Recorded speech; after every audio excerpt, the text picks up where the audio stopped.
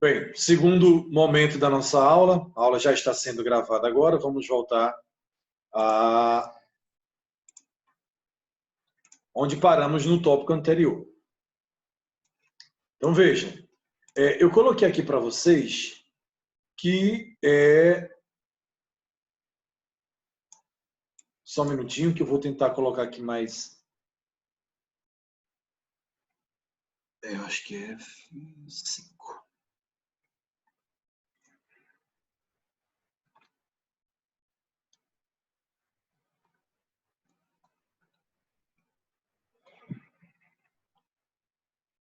Pronto. Vamos lá. Vamos continuar aqui. Então vejam, nós estávamos falando do requisito, do pressuposto de existência subjetivo, que é a capacidade de ser parte. Falávamos o seguinte: as pessoas civilmente capazes podem ser parte sem problema nenhum em qualquer espécie de processo. Mas, por exemplo, numa ação de alimentos, casal, mulher se separou do homem e o homem saiu de casa, não está dando a pensão alimentícia e deixou 2 filhos menores. Vamos imaginar que a mulher possui o seu meio próprio de subsistência. Ela não precisa de alimentos para ela.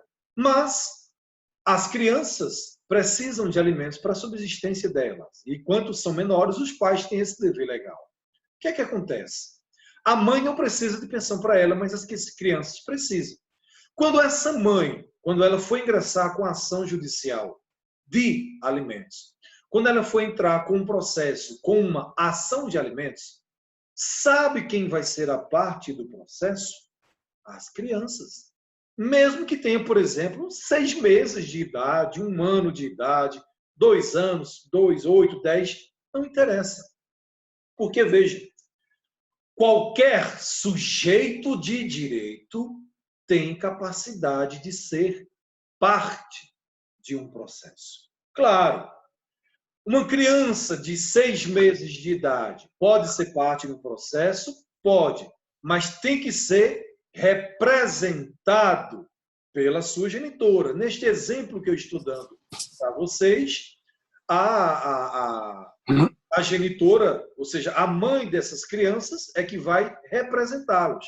Mas a ação, o processo é em nome da criança. Ou seja, quando você for preparar a açãozinha de alimentos, o teu processo de alimentos, sabe como é que você vai colocar? Você vai colocar lá, excelentíssimo senhor doutor juiz tal, da vara tal, comarca tal.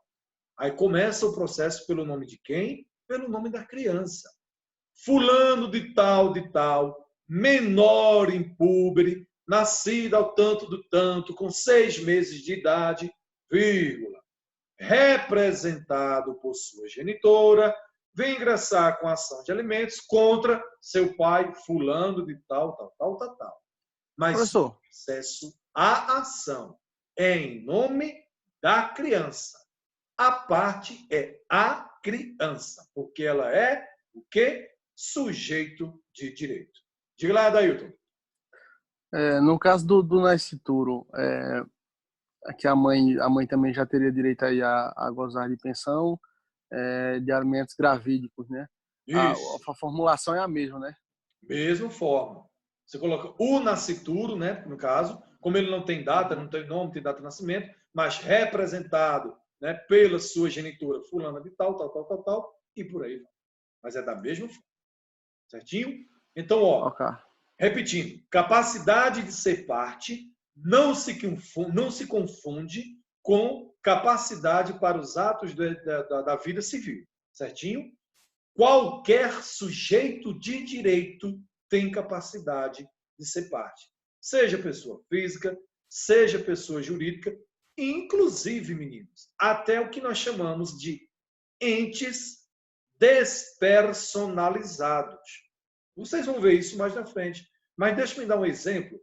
Um condomínio.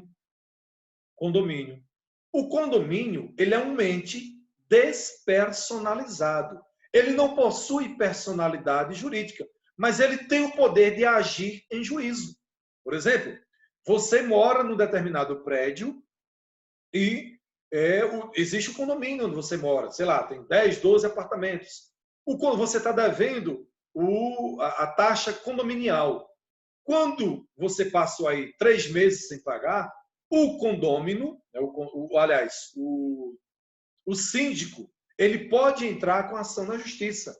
Mas o síndico, ele não vai entrar em nome pessoal dele. Ele vai entrar com esta ação em nome de quem? Em nome do condomínio, que embora seja um ente despersonalizado, mas ele tem sim capacidade de ser parte.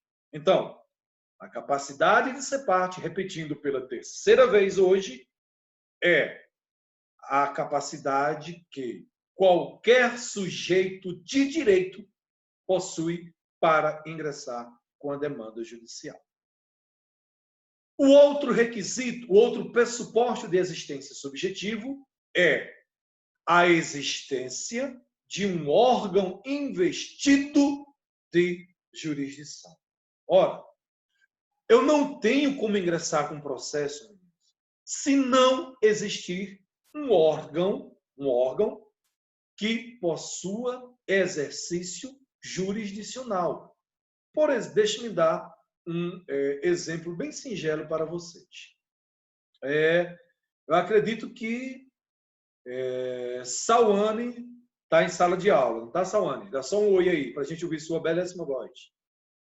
Estou aqui, Clodoaldo. Beleza, vamos lá. Sauane, olha, Sauane, você mora na comarca de Sertânia. E eu não sei efetivamente se é cidade. Cruzeiro do Nordeste é o que de Sertânia? É município. Então, Cruzeiro do Nordeste é uma cidade, certinho? Pronto, então, mas vejam que em Cruzeiro do Nordeste, meninas, não possui... Não, Cruzeiro do Nordeste é distrito de Sertânia, não? Isso, desculpa. Isso mesmo, é distrito de Sertânia. É um distrito, né? Pronto, beleza. Mas é só para a gente entender o exemplo. Então, vejam. As pessoas que residem em Cruzeiro do Nordeste, lá não existe um órgão investido de jurisdição. Então, é humanamente impossível, ao menos até a data de hoje, 1º de maio do ano 2020, pensarmos em a existência de um processo em Cruzeiro do Nordeste.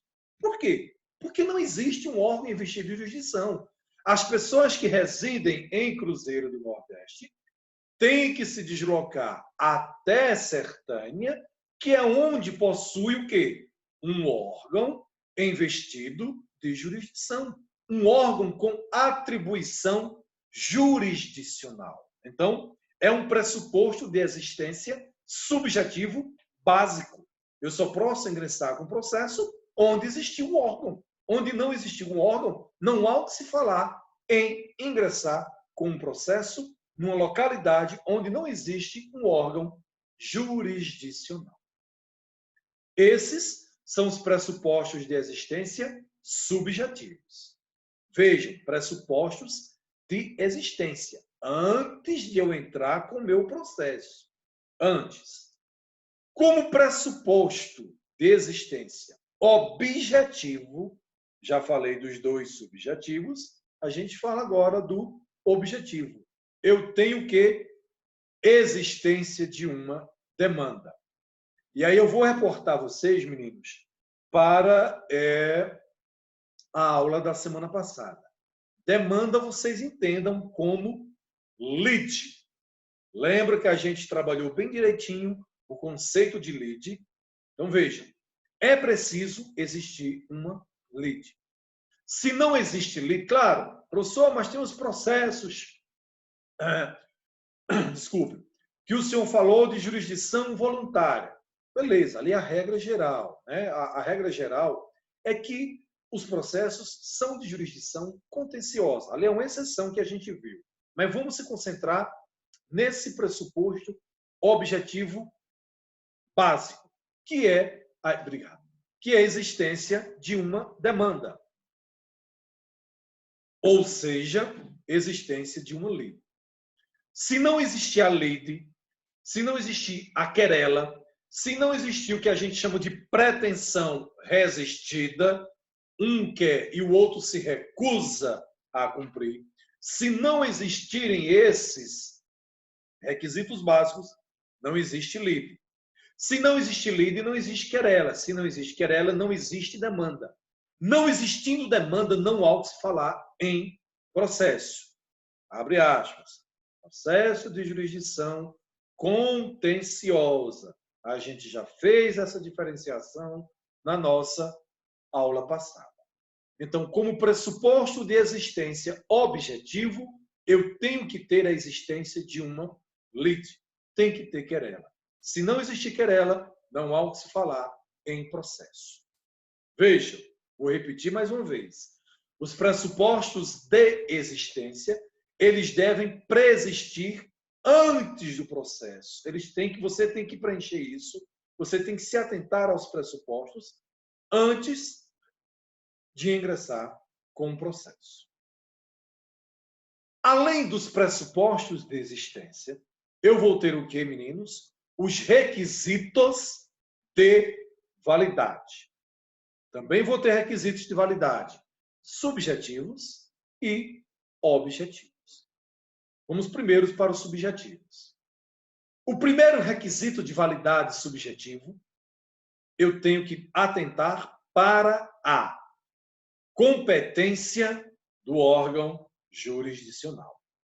Competência, meninos, é justamente a continuidade desse assunto, depois da trilogia do direito processual que a gente está vendo, nós vamos falar justamente de competência. Ou seja, quando eu ingresso com o meu processo, quando eu ingresso com a minha ação, o juiz ou juízo para o qual eu dei entrada no meu processo, ou seja, eu vou buscar o órgão jurisdicional, mas eu preciso me atentar para o critério os critérios de competência do órgão jurisdicional. Eu não posso, por exemplo, pegar o meu processo, a minha ação de divórcio, a minha ação de alimentos, a minha ação de indenização e dar entrada na Justiça do Trabalho, dar entrada na Justiça Eleitoral. Eu não posso, por exemplo, pegar uma demanda de natureza criminal e ingressar em uma das varas cíveis. Eu não posso pegar a minha ação contra o INSS de um benefício previdenciário que foi indevidamente negado à minha pessoa.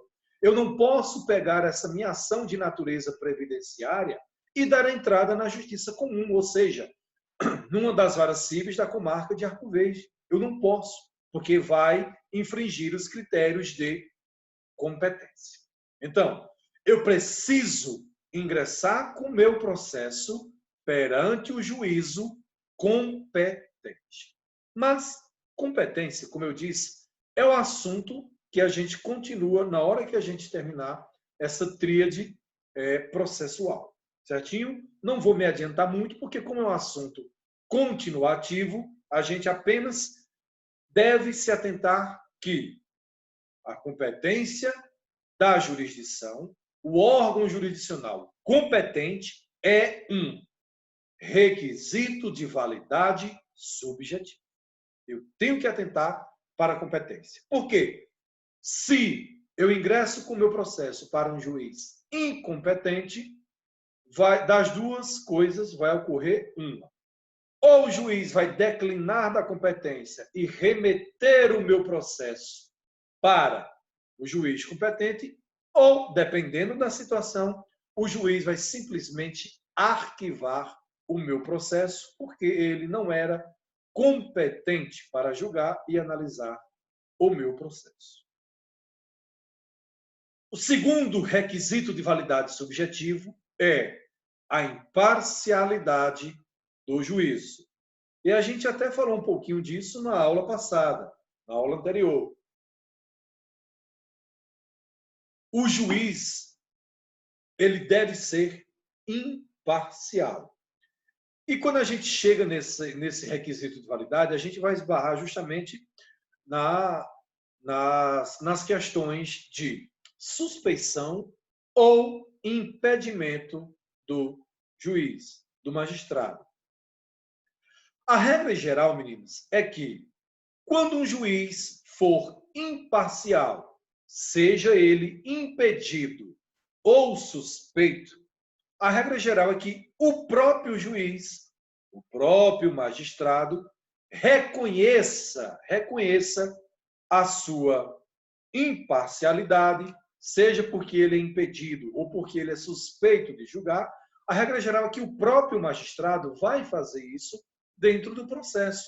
Ele vai dar um despacho dizendo que é impedido ou que é suspeito e que o processo seja remetido para o juiz, que vai imediatamente substituí-lo. Mas, não ocorrendo isso, ou seja, quando o próprio magistrado, quando ele não admite que ele é impedido ou suspeito, as partes, seja autor, seja réu, ou o próprio Ministério Público, podem sim também suscitar essa questão dentro do processo. Faz uma petiçãozinha, faz um requerimento, alegando que o juiz que está conduzindo o processo, ele é impedido ou ele é suspeito. As hipóteses de suspeição e de impedimento de juiz, pessoal, a gente vai ver lá na frente, no momento oportuno. Beleza? O que interessa, por enquanto, é apenas saber que, como requisito de validade subjetivo, eu tenho que ter um juiz parcial. Porque se ele for imparcial, o meu processo não pode continuar da forma que está. Certinho? Então, o juiz tem que ser competente, o juiz tem que ser parcial. Como terceiro requisito de validade subjetivo, eu vou ter o quê, pessoal? Capacidade processual. Cuidado aqui. Nós falamos como pressuposto de existência subjetivo, falamos da capacidade de ser parte, que é inerente a todo sujeito do direito. Agora, já a capacidade processual não se confunde em hipótese alguma com a capacidade de ser parte. Por quê? Para ter capacidade processual, eu preciso ter capacidade para exercer os atos da vida civil. Em resumo, para ter capacidade processual, somente os absolutamente capazes têm capacidade processual.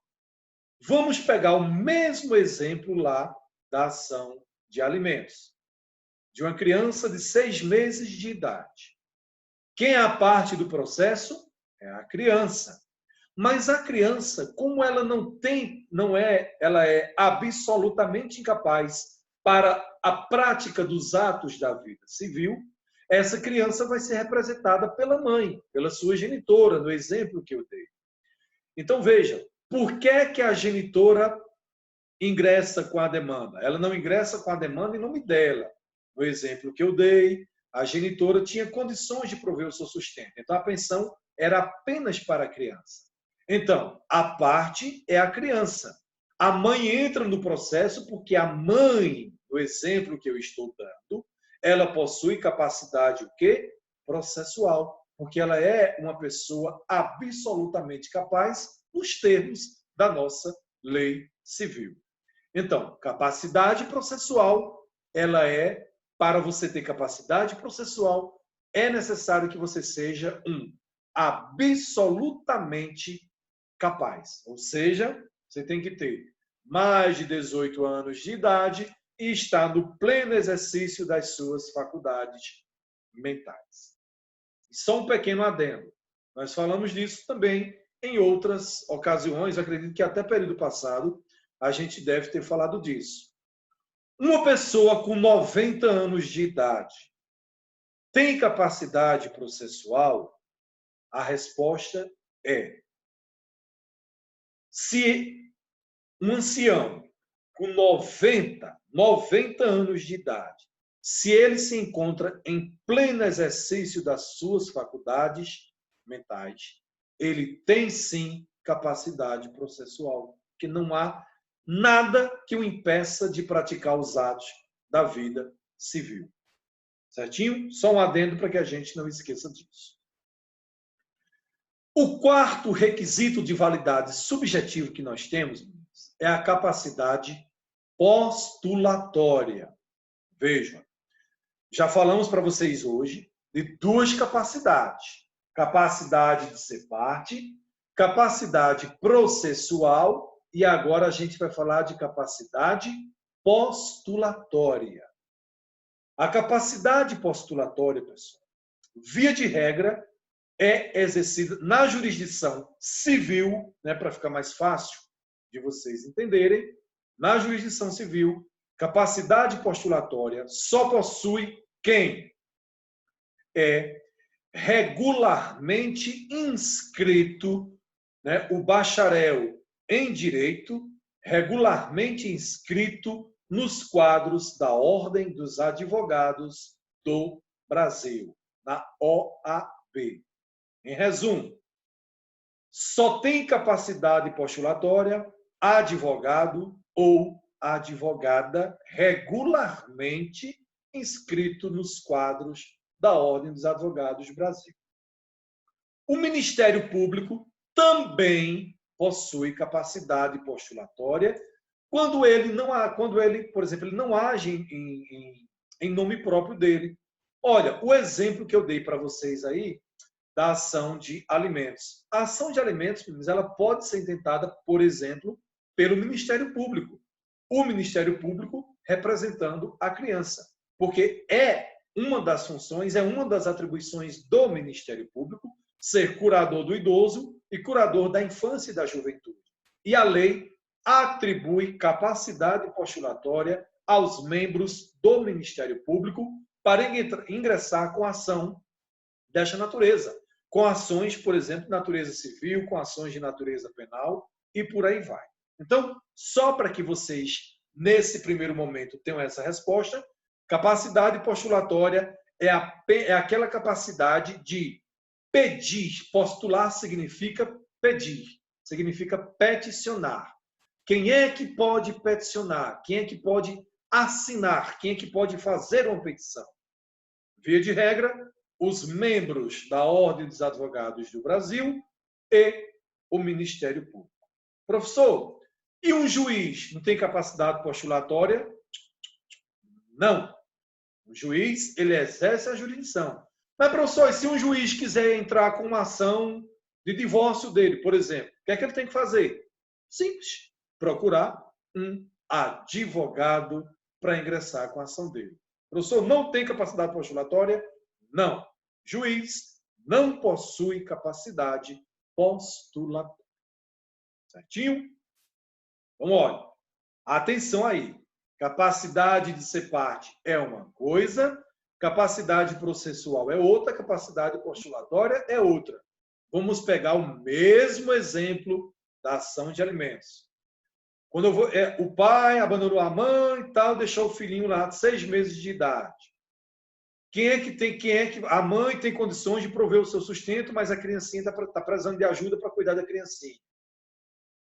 A ação de alimentos, quem é que tem capacidade nessa ação de alimentos? A criança. Mas a criança não tem capacidade processual. Então, processualmente, quem é que vai representar a criança? A mãe. Mas se a mãe não for a advogada inscrita nos quadros da OAB, ela não pode simplesmente preparar a petição inicial. Por quê? Porque ela não tem capacidade postulatória.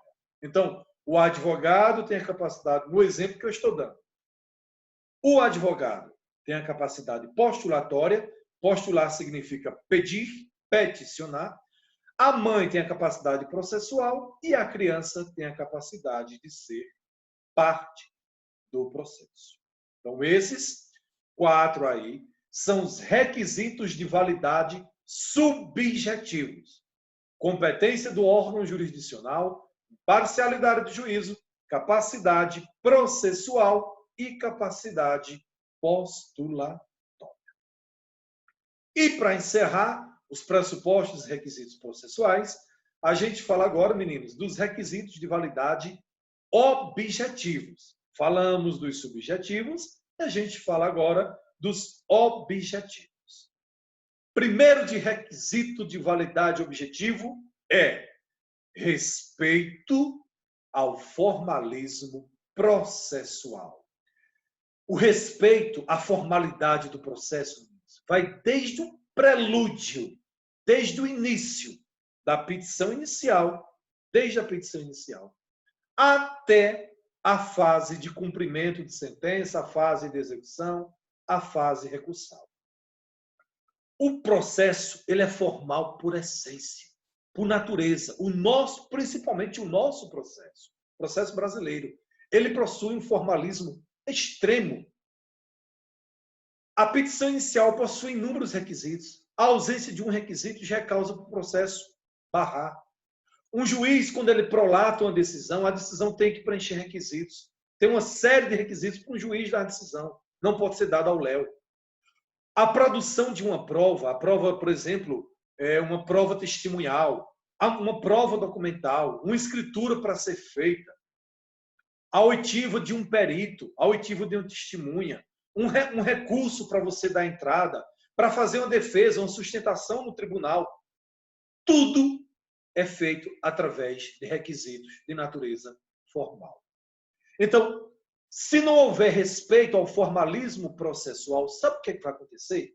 O processo pode ser nulo, simplesmente nulo, né? E voltar ao que nós chamamos de status quo, ao início, ao prelúdio. Por exemplo, vamos imaginar que faltou uma citação no processo. A citação é o ato de chamamento do réu para ele saber que existe um processo contra ele, para que ele apresente a defesa que ele entende necessária. Vamos imaginar que isso, porventura, passou batido. O processo pode estar em fase de recurso, já pode estar lá no Superior Tribunal de Justiça. Se for identificada essa falha, anula-se tudo, e o processo tem que voltar para o seu começo. Ou seja, tem que voltar lá para o comecinho, que era a fase inicial. Então, como requisito de validade objetivo, é uma preocupação constante. Do dia que o processo nasce até o... Olha, para vocês verem, só para vocês terem uma ideia. Até para arquivar um processo, tem formalismo. Não pode arquivar de qualquer jeito. Né? Não pode... Ah, professor, não é só fechar o processo ou fechar o sistema e ficar por isso mesmo? Não. Tem que dizer onde é que o processo está arquivado, a pasta que está arquivada, se é no arquivo definitivo, se é provisório, como é que se faz para localizar esse processo depois, caso haja alguma necessidade. Então, até para arquivar, a gente vai ter formalismo. Então, formalismo processual é algo que deve ser respeitado do início até o fim. Além do formalismo processual, tem três... Oi, alguém... Só uma pergunta. Diga lá, meu Sebastião. querido. Diga lá, Sebastião. Depois do processo arquivado, na Comarca da Pedra, o promotor pediu arquivamento e o juiz concordou e foi arquivado. Certo. Chegando outro promotor, tomou posse do promotor na cidade, ele pediu desarquivamento do processo e aconteceu. É normal.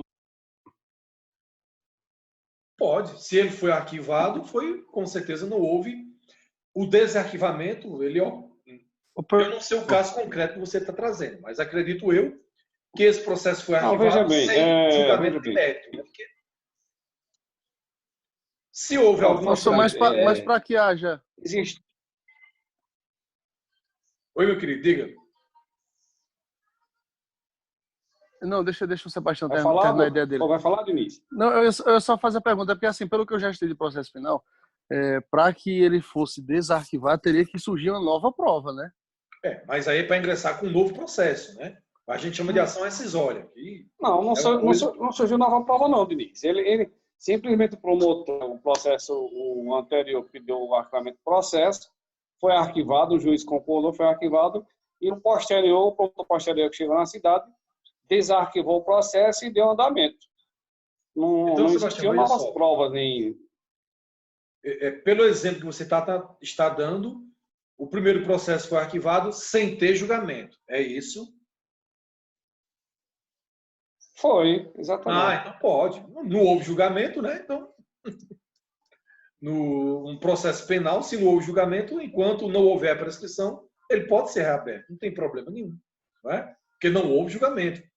Agora, por exemplo, se fosse um processo onde houve uma sentença penal condenatória, o cara foi cumprido, vamos desarquivar e dar continuidade, isso não pode, porque se houve um julgamento, já transitou em julgado, você só desarquiva para quê? Para tirar cópias, se for o caso, se for necessário, para entrar com outra ação, chamada de ação rescisória, no cível e no penal, chamada de ação de revisão criminal. Mas um processo, depois de julgado e transitado de julgado, ele não pode desarquivar para continuar, porque não tem o que continuar. Não é? Via de regra. Mas nesse seu caso aí, como você está dando exemplo, como não houve um julgamento, em se tratando de um processo penal, como não houve julgamento, e entendo eu que eu acho que o crime não estava prescrito, o processo ele pode sim continuar, até porque quem é o titular da ação penal é o Ministério Público. E se ele entendeu que há motivo suficiente para dar continuidade, ele continua com o processo. Nesse caso aí não tem nenhum problema, nesse exemplo que você está dando, né? Nesse exemplo aí. Certinho? Ok, professor. Ok. Beleza. Então vamos lá. Quero falar para vocês agora sobre esses 3 institutos jurídicos aí. Requisito de validade objetiva. Litispendência, perempção, olha que nome bonitinho aí, e coisa julgada. São 3 institutos de natureza processual que são requisitos de validade para qualquer processo. Em qualquer processo, em qualquer demanda que for identificada a existência da litispendência, da perempção ou da coisa julgada, esse processo tem que ser extinto, sem análise de mérito. Ou seja, ele vai ser extinto, vai ser arquivado, sem que o juiz analise o mérito da causa, o mérito da demanda. E o que vem ser a litispendência, professor? A litispendência nada mais é do que uma ação judicial idêntica à outra. Idêntica à outra. E quando é que ocorre a litispendência?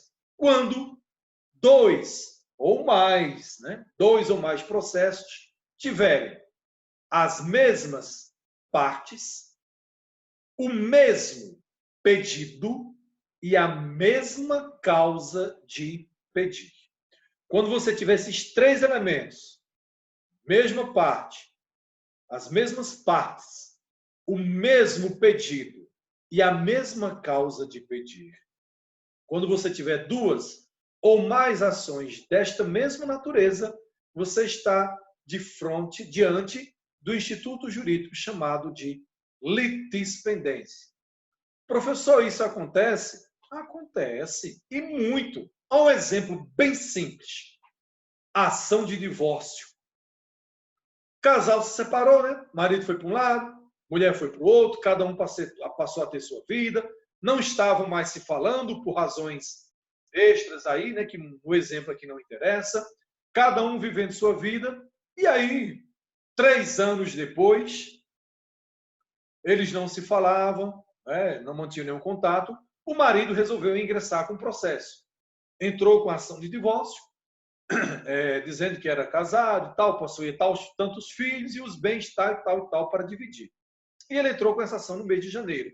Só que, como ele não mantinha contato nenhum com a mulher, e o processo dele, ele entrou com esse processo no mês de janeiro de 2020, e quando foi no mês de março, a mulher também, por algum motivo, resolveu também entrar com a ação de divórcio. Não tinha contato com o homem, e também ela entrou com a ação de divórcio dela e ele entrou com o divórcio dele. Um no mês de janeiro, outro no mês de março. Ou seja,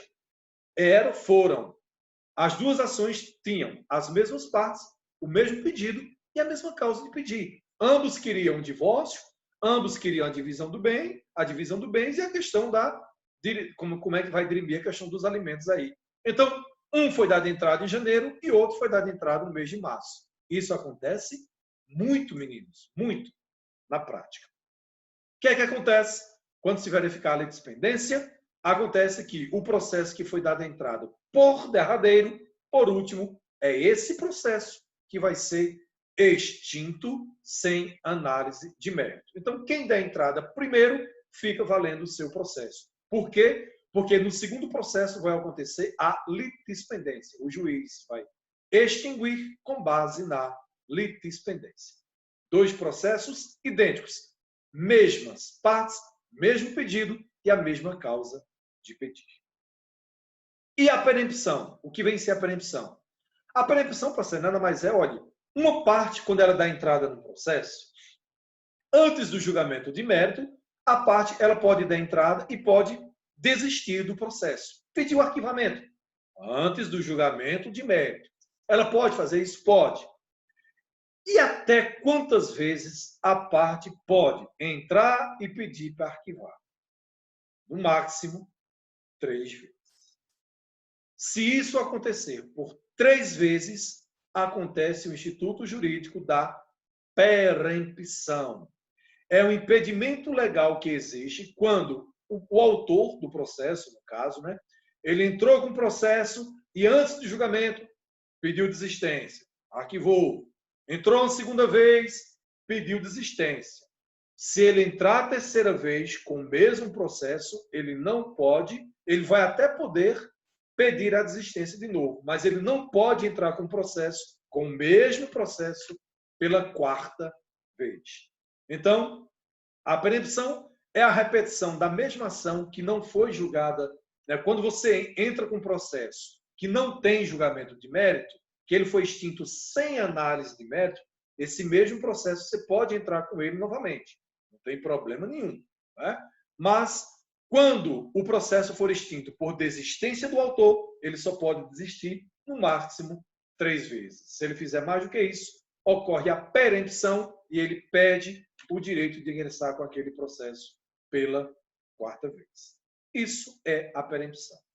E a coisa julgada, meninos, nada mais é do que quando de uma decisão do judicial não cabe mais nenhuma espécie de recurso.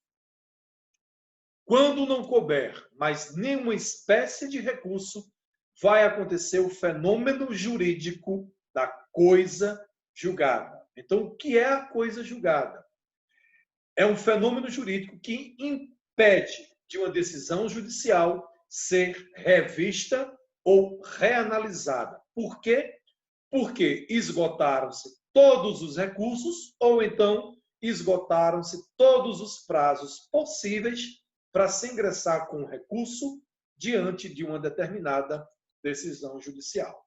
Então, a coisa julgada, na prática, nós chamamos de trânsito em julgado. Então, o que é o trânsito em julgado? É quando ocorre o fenômeno jurídico da coisa julgada. Oi, Sebastião. Só uma pergunta.